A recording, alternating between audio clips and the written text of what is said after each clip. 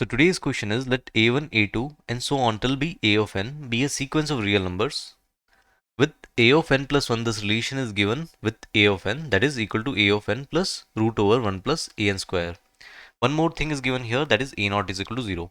Then we have to find the value of limit n is tending towards infinity, a of n upon 2 raised to power n. So I'm going to start with the given relation only, a of n plus 1 is equal to given as a of n plus root over 1 plus a n square. Now we can start with some substitution, because directly to simplify this will be lengthy. So we will start with some substitution. So let's say I'm taking a of n is equal to cot of, let's say, you can say theta of n.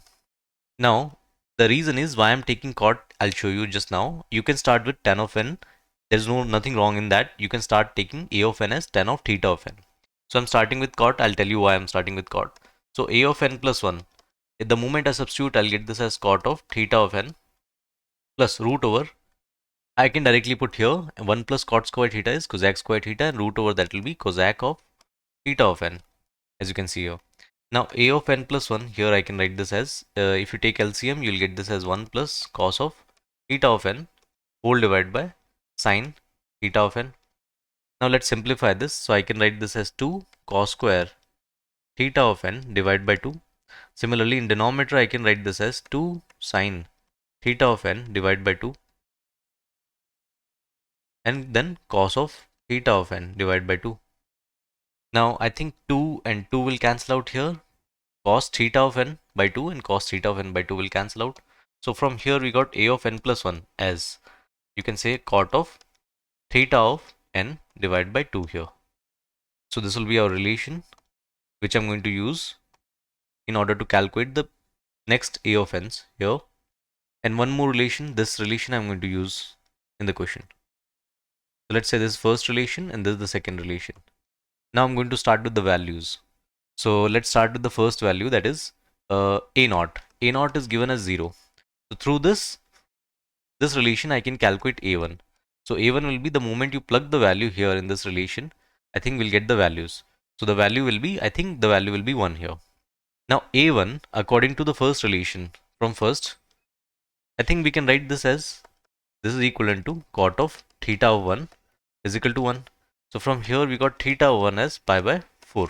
Now let's calculate a2. So for a2 I'm going to do one thing. From second equation I'm going to put n is equal to 1. If you put n is equal to 1, you'll get a2 is equal to cot of theta 1 divided by 2 from the second relation, as you can see here. Now theta 1 we have, so I'm going to put the value, that will be cot of pi by 4 will come and then multiplied by 1 by 2. Similarly, I'm going to put n is equal to 2 here. So if I put n is equal to 2, we'll get a3 is equal to cot of, you can write here, theta 2 divided by 2. And that will be equivalent to. So if you notice one thing, using relation 1 here, a of n is equal to cot of theta of n.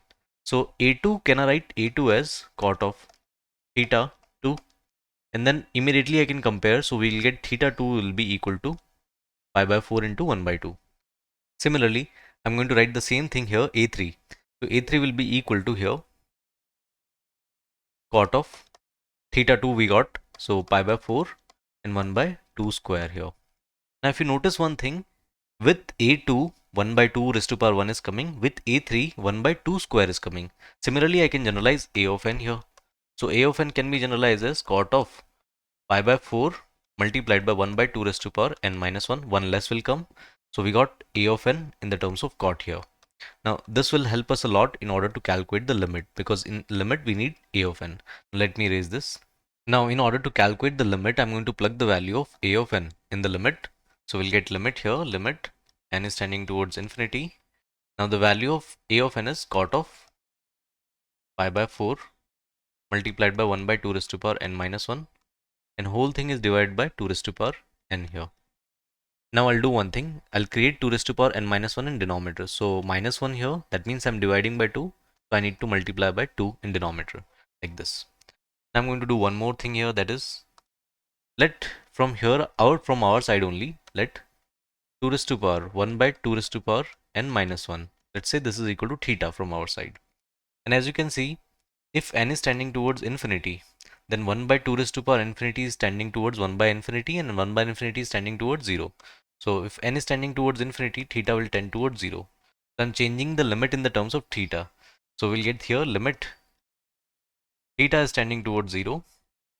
Here we'll get cot of, or let's convert into tan, or let's write first in cot, that is pi by 4 into theta whole divided by, I'm taking this as 1 by 2 raised to power n minus 1 is theta, so I'll multiply this by theta. Now let's write the limit theta tending towards 0.